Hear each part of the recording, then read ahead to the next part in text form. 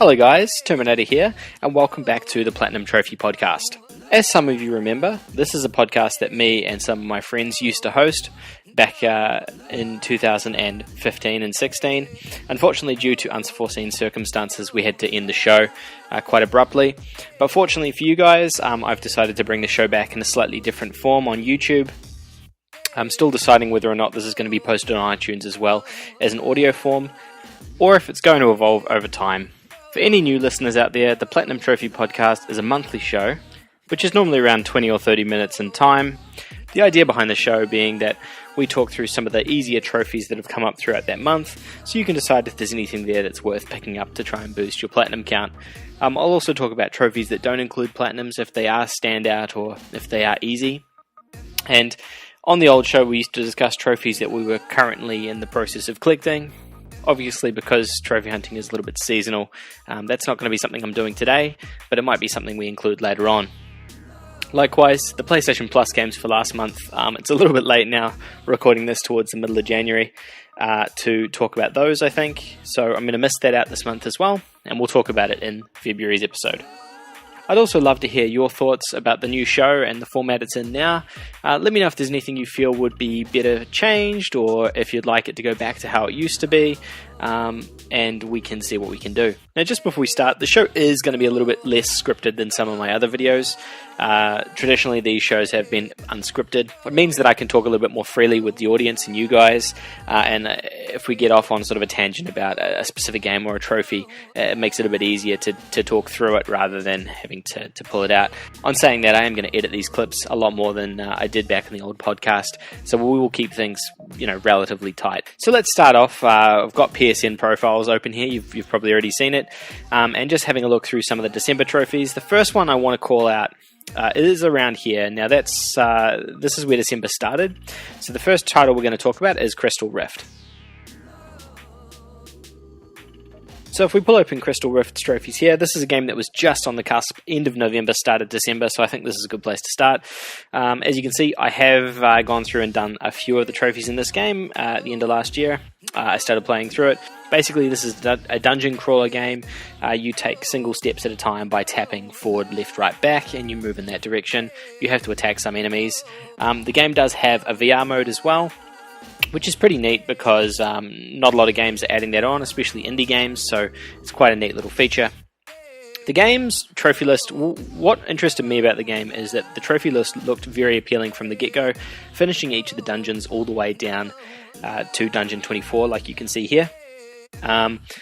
Finishing the game on easy, normal, hard, and nightmare difficulty, as well as a few miscellaneous trophies for doing, like you see, 10,000 steps in a dungeon, killing a monster, killing X number of monsters, collecting a certain number of notes and skulls. They sort of act as your collectibles. Fortunately, there's a lot more notes and skulls than 50 in the game, I think. I haven't actually finished them yet, but from what I've seen online, I think there are only 22 crystal idols. There are some exploits you can use to get the rest of these trophies, to get the 50 skulls and 50 notes very easily, by loading up and reloading a save and collecting the same note and skull 50 times. So they can be exploited, at least they could be before Christmas. And likewise for some of the monster kills and things as well. Initially I thought this was going to be an incredibly easy platinum, but the game does get very, very challenging back in the back half. So sort of where I've gotten to is where the difficulty starts spiking. And I'm only playing the game through on normal. On Nightmare difficulty, you don't get any lives, limited health and things like that, which make the game even more challenging. Hence why I sort of fell off, because it started getting a little bit more difficult. I'll keep everyone posted on this one. I think, it could work out to be an easy platinum if a guide gets put up. But for now, it's probably one that is a little bit more challenging. So moving through the list, the next title I want to talk about is How We Saw. Now this is a PlayStation VR exclusive title, which came out at the very end of November as well. The game itself involves you flying on a phoenix from a first-person perspective. It does some really, really cool things with the VR tech, allowing you to use the controller as reins. You sort of use the 6 axes and the controller as if you're holding the reins. You can whip the Phoenix to make him go faster. You can pull back to slow him down, things like that. Push forward to go faster, to go forwards and faster. The game's sort of told through a storybook narrative, as if you're flying around and the author's telling a story. The trophy list is pretty straightforward. As you can see, not a lot of people have played the game, so only 73 people own this version of it. I think this is the North American version, and only 20 people have platinumed it. It's still a relatively high completion percentage. Considering it's a VR title, it's a little bit more niche, of course. The trophies are pretty straightforward. As you can see here, we've got trophies for finishing all the way through to level 11 and then completing the game. And then next we have trophies for painting each of the respective levels. This is something that you sort of do naturally as you progress through. And from my experience in the game, you don't have to paint the entire level. Painting being one of the mechanics you can do as you're flying through the level. You have to paint about 75% or 70% of the level to get the trophies. Then there's just a couple of miscellaneous trophies here. 2, in fact. Hold 4 keybird simultaneously and reach the level's outer limits. Which again, they've got relatively high completion percentages, so it's possible that these are things that pop along the way, but I'm not too sure about those 2 specifically. For now, I would say this is definitely worth keeping an eye out on your list. Unfortunately, like all PlayStation VR titles at the moment, it is a little bit pricey, and it's probably a little bit up there in price, but when the price does come down and the cost of the title is a little bit cheaper, it's definitely worth checking out. Okay, and I think that brings us through to the next page. I'm going to go from bottom to top. It doesn't really matter which order we do these in, because there's quite a few trophies here to talk about.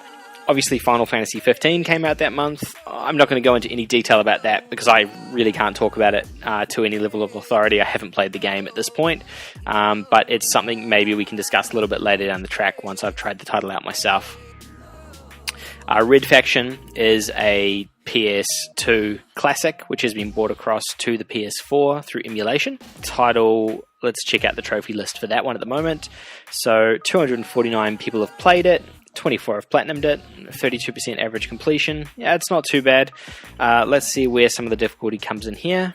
So it looks like completing the campaign on hard and impossible difficulty is where it's sort of a few people have pitted off. I never played the original Red Faction on PS2, so I'm not sure how difficult this one is either. I have played the other ones on PS3, which were a lot of fun, but I'm not 100% about this one. We've got here clear the game without killing a non-combatant. Looks like it could be a little bit challenging as well. Complete the campaign on medium. So maybe it's just a matter of people not quite finishing the campaign, because there's 3 difficulty trophies that are popping up here at the very top as the least earned. Alright, what else have we got on the list? The next one I want to talk about is the Dwarves. Now this is a title that came out at the end of last year, which looked like a pretty interesting sort of RPG type fantasy game. At the moment we've got 222 tracked players, 34 people have completed the platinum. That's not too bad for a title that's sort of unknown or not really heard of. Let me order these so that we can see things a little bit better. Yeah, so a lot of these look to be story related or side quest related possibly. They could be a little bit spoilery, so if you're interested in this title, maybe avoid this video at this point. But I don't think I'm going to talk about these just because of some of the names and descriptions that are listed in there that could be a little bit iffy in terms of spoiling some of the story for you. Okay, let's talk about Lara Croft Go. So I started Lara Croft Go on the Vita. I haven't quite finished it yet, but it is renowned for being easier than Hitman Go, which came out earlier on in 2016. Now the game's got 3,650 tracked players, with 2,746 of those completing the trophies, completing the platinum, meaning it's got about a 75% completion to platinum, which is a very, very high completion. Now I know for a fact that the difficulty in this comes into finding all the collectibles and having to replay the levels. You can use hints in this, unlike on Hitman Go, so that's a huge difference. But the game is pretty straightforward. You can play through the entire game and then go back and collect the collectibles later. It doesn't matter too much. One thing to keep in mind, I was playing this on the Vita and the loading times were pretty slow. They weren't unbearable, but it is worth keeping in mind. Apparently on the PlayStation 4, it's a little bit better. So that could be worth thinking about if you're going to play this title. Okay, we'll keep moving through to Surgeon Simulator Experience Reality. Now, this is the classic surgeon simulator that you're familiar with. It's similar to the game. Well, it's the same game that was released back on the PC and the PS4 with sort of a VR spin put on it. So they've changed the controls, obviously, slightly to accommodate move controllers and the perspective a little bit as well. But for all intents and purposes, the trophies are the same. Performing a heart transplant, a kidney transplant, they're all the same sort of objectives. The game is much the same. The difference being here that the move controllers are actually a lot more accurate than the DS4 when you're playing it, which makes the game a little bit easier. It's also, in my opinion, a lot more enjoyable in VR. I've only spent a little amount of time with it, but I enjoyed what I did, and I'll definitely be going back to do a bit more. When I played it, it was a little bit buggy, but I've seen since then that the developers have been looking into it, and they have patched the glitches that people were finding and that myself was finding, and things are looking a lot better now. This is definitely one that I feel will be an easy platinum once all the bugs have been ironed out if they haven't already. At the moment we've got about a 7% completion rate, so 356 owners and 26 have completed it, which is actually pretty good considering this is a niche indie VR title. So it's definitely worth keeping on your radar for the future if this game goes on sale. Or if a trophy guide gets put up for it. But I would say this is probably about a 4 out of 10 difficulty in my opinion. Okay, now what have we got next on the list here? I think we'll talk about Ark Survival Evolved, and then World of Nublar. So Ark Survival Evolved is a open world dinosaur MMO that came out on the PC a couple of years ago. I think it got brought to the Xbox One last year in early access, and it's just come to the PS4. Looks like the Platinum Trophy might be a little bit more difficult to collect. Being an MMO, there's probably a lot of things that you have to do to finally, I'm assuming, level up or get to a certain point in the game. What does it look like here? Unlocking a dossier, all the artifacts. These are all gold trophies, so I'm assuming they're a little bit more difficult to collect, plus the percentages are significantly lower on them as well. You defeated the Ark's third and ultimate life form. It's probably for defeating a boss or a raid. The trophies don't look too difficult here, and there does look to be quite a few people playing it, over 6,400 at the moment, which might make the game easier or more difficult depending on which way you look at it. More players able to help you or hinder you, if that's how the game works. I personally haven't played this game, so I'm not really sure too much about it yet, but it's definitely something I would consider checking out just because of the sort of the premise around dinosaurs and things like that, and being in an open world with your friends. Now, the other title was Nublar that I wanted to talk about. Now, anyone who is a trophy hunter knows what Nublar is. I think this game is probably only purchased by trophy hunters based on the completion percentage at the moment. 98% is pretty significant. It means that of all the people that purchased it, only a couple, well, it says here 10, but I would imagine it's even lower than that, didn't end up finishing the game and platinuming it. It doesn't take a huge amount of time to platinum. It looks like it took me about 2 hours. I think you could do it in significantly less. I'm pretty sure I took a break in between that as well, just because of how boring this game is. All the trophies are for completing the levels and then collecting certain collectibles on the levels. What I'd recommend doing is just using a guide to get through this and finishing it off as quickly as possible. The game itself is so quick to complete, and you really wouldn't be playing this unless you're playing it for trophies, I don't think. Now, the World of Nublar is exactly the same game as Nublar, which came out early 2016 or late 2015. This is only Europe only at this stage. I'm assuming this is going to come across to the US soon, because they recently got the original Nublar game, which we've had for quite a long time in Europe. So hold out for that, and maybe you can get a 4th platinum out of this weird game. We'll keep moving up the list here. We've got Ruby. I'm not really sure too much about that. It looks like it's only got about a 16% average completion percentage, so I'm not really sure. That might mean the trophies are a little bit more difficult. Now, Dead Effect 2, let's have a look at that. Now, Dead Effect 2 is going to be a really, really easy trophy. This game actually only just came out in my region this week. Based on these trophies here, it looks like it's going to be incredibly easy, collecting all the different collectibles and finishing different objectives on different levels. So Awakening is a particular level in the game, killing every dog in the level without getting hit, for example, or finishing the mission with accuracy of 70% or higher. As you can see, I did start playing this game today. and I already popped a couple of trophies here without really looking into it too much. The game itself is a sort of Doom clone. It's a first-person game where you have to go through and shoot zombies, soldiers, and sort of mutant dogs and things like that, and complete objectives. The name Dead Effect, I'm guessing, is sort of because it's a combination of Doom, Dead Space, and Mass Effect in a way, but obviously not as good as any of those titles. It is an interesting sort of indie experience to go through, but you can see that it does lack a little bit of that polish. Based on the time I spent with the game already today, I would say these trophies are going to be quite easy to get, especially when there's a guide that shows you where some of these objectives are to complete. Then it should be a cinch. At the moment it's looking like collecting every tablet is one of the most challenging ones. This one here hasn't been completed, finishing the mission using only the paralyzer. That's a weapon that's not very effective in the game. It's quite a weak weapon, killing every enemy in a mission with a headshot. So there's a few sort of, slightly challenging trophies in here. There might be something in here that's staring at me that I'm not seeing that could make this platinum unachievable.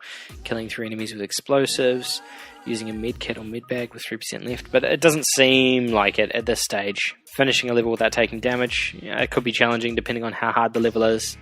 Finish the mission on any difficulty, finish the mission in 3 minutes. Maybe no one's got to this part of the game yet, I'm not sure. There's a couple of survival based trophies for finishing a survival mode, sort of like a horde mode. Depending on how challenging these are, they could be hard. No one looks like they've earned them yet. Okay, next up we're going to talk about... We've got the Last Guardian here. I don't know if I want to go into those because I know there's a few story related trophies in there that I don't want to spoil for people. There are a couple of speedrun trophies in The Last Guardian which do make it a little bit more challenging to get the platinum in, but I think after you've learned some of the puzzles and how the AI works in the game, those should be pretty easy to obtain. Okay, I think we'll talk about Trove next. Now, Trove is an open-world MMO. It sort of looks very Minecraft-esque. It's developed by the same development team who worked on a MMO game called Defiance a couple of years ago. What they've done recently is they've opened the game in a free beta mode, but unfortunately they haven't turned on any of the trophies. There's a few complaints about this I've seen online. People don't seem super happy about it. This developer in particular had a few, let's say, bad choices, or made a few bad choices back in the day with Defiance as well, so they probably don't have a huge amount of goodwill from trophy hunters. I've had a look through these trophies once and they don't look too bad to get. Based on a few comments online, there might be a few sort of grindy things here, as with sort of any MMO, destroying 1 million blocks and things like that. These are gold trophies, so you'd expect them to be a little bit more difficult, placing 5,000 blocks. But in general, I think if this game's fun and you're playing with your friends and things like that, it could be a pretty easy platinum as well. Achieving a rank of 50 in PvP is your standard level up to 50 or max your multiplayer rank out. So that looks like it could be a little bit time consuming as well. Unfortunately, we're not going to know until the full game servers are turned on and they activate the trophies. Who knows when that's going to be. These guys are a little bit strange how they do things, so we'll just have to wait and see. Okay, and on to the next page. So let's talk about Her Majesty's Spiffing. So as you can see here, we've got 526 completed players and 477 of them have completed it. So we're looking at around a 90% completion. This is an adventure game. You sort of wander around the environment, clicking on different things. A point-and-click adventure game, I should say. You wander around the environment, clicking on different things and interacting with objects. It's sort of like adventure games of old. There's some obtuse things where you have to combine items and objects to make things happen. The game is incredibly easy and it's actually really fun as well. The story's pretty cool. It's definitely worth checking out. The only challenge would be that the title is a little bit pricey, but as soon as the sale comes along, I highly recommend picking this one up and getting that easy platinum out of the way.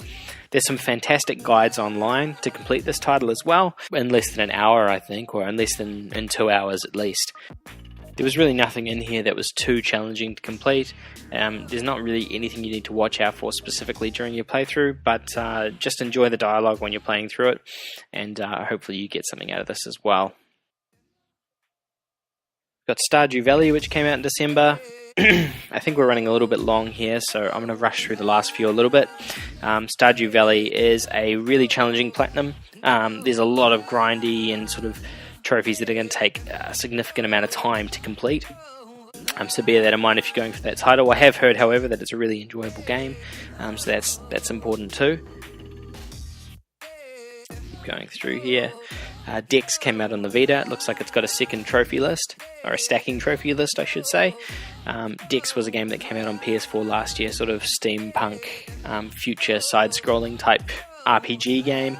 It was really fun on the PS4. It wasn't a very difficult platinum either, so it could be worth checking out again on the Vita. The trophy list is exactly the same. I've already had a look at it. Next, we had The Walking Dead: A New Frontier come out. Obviously, no one's completed this yet because all the chapters aren't out, but like any Telltale game, it's about completing all of the different story chapters, as you can see here, for each of the different episodes, and then you automatically get the platinum. Nice that they put another platinum trophy for the Season 3 of The Walking Dead. It was a shame they didn't have one on Season 2, but there was a decent amount of trophies in there as well, so it almost made up for it. We had a couple of different VR titles come out towards the end of last year, Fruit Ninja, Lethal VR, things like that, but unfortunately they didn't have platinum trophies that went with them, which was a bit of a pity. What we do have here is Roller Coaster Dreams. Let's just check that out quickly. This is a VR title that came out at the end of last year, which does have a platinum. Some of the trailers for this look pretty funny, seeing yourself riding a roller coaster in VR and flying off a sort of hill and things like that. It doesn't have a very high completion percentage at the moment, but it does look like a pretty easy platinum in terms of all the trophies that you need to get. It could be just a little bit time consuming.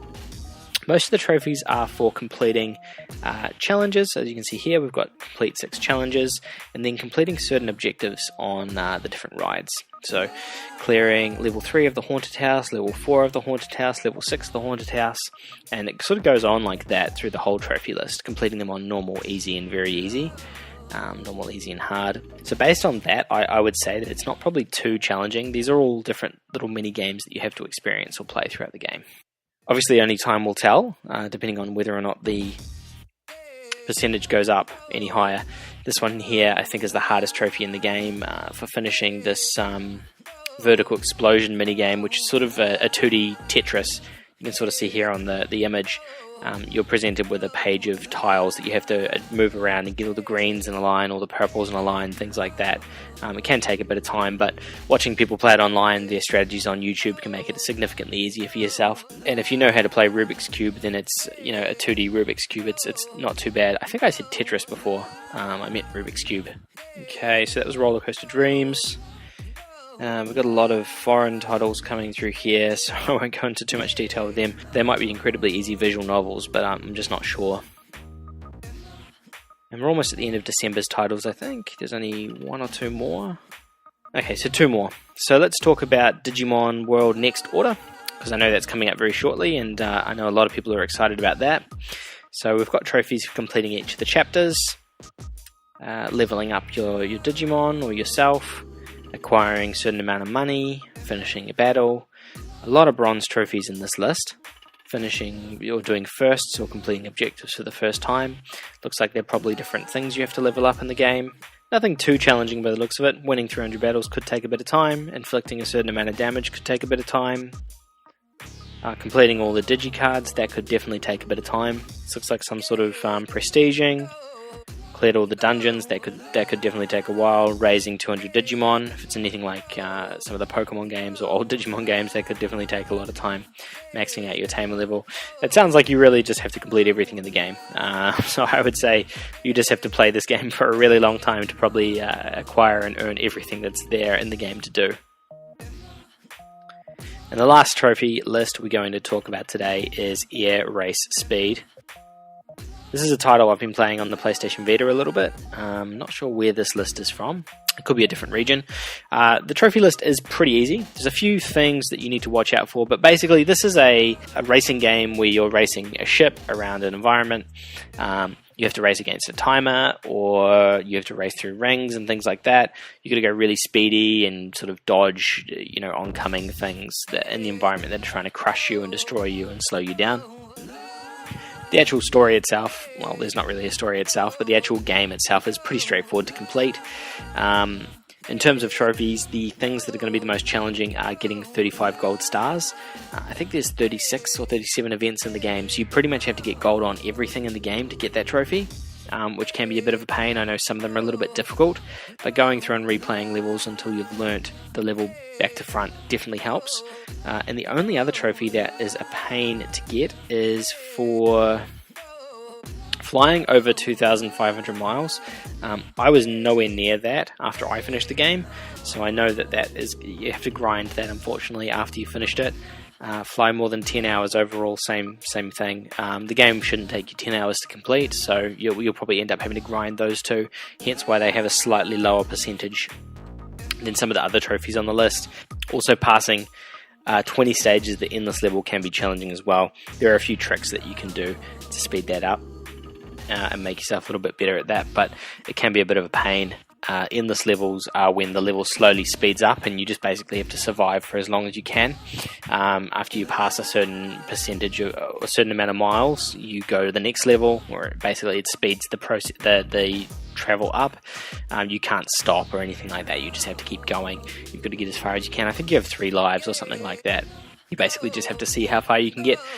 I know that can be a pain, but everything in here is very attainable. As you can see, the percentages are, in the common region, which means it's a pretty easy trophy list to complete. And I think that's it for December's trophies, guys. Everything beyond air race speed sort of goes into January's trophies. What I'm going to do is I'm sort of going to end the video here, or the podcast here, and I'll pick up the rest of it on next month's episode, which will be February's episode where I discuss January's list. I will definitely make sure that February's episode is out a lot faster than this one was. This was sort of a bit of a test, playing around with a few different things to see if we can get the show going again, and fortunately we can. But I'll make sure that the list, February's episode is out within the first week of February, so you know everything about January, as well as February's PlayStation Plus games, and maybe a bit of a recap on sort of the games I'm playing and that sort of stuff as well, so you can get a bit of an idea of what's going on in my world of trophies at the moment. But for now, thank you very much for listening, guys. Hopefully, there was some value in this. I'd certainly be interested to hear feedback. Let me know if you got anything out of this at all, if it was interesting, if it was valuable. If it was, hopefully you'll see another one very shortly. But yeah, thanks again, guys. Make sure that you don't forget to like and subscribe to the Platinum Trophy. That's the YouTube channel, which we're going to be reinventing now with a whole lot of new content. And if you want to see this on iTunes again, I'm not sure how it's going to work without the visual aspect of it. But if you'd like to see it in that capacity again, let me know as well, and we'll see if we can get it up on there. But thanks again, guys. Terminator out.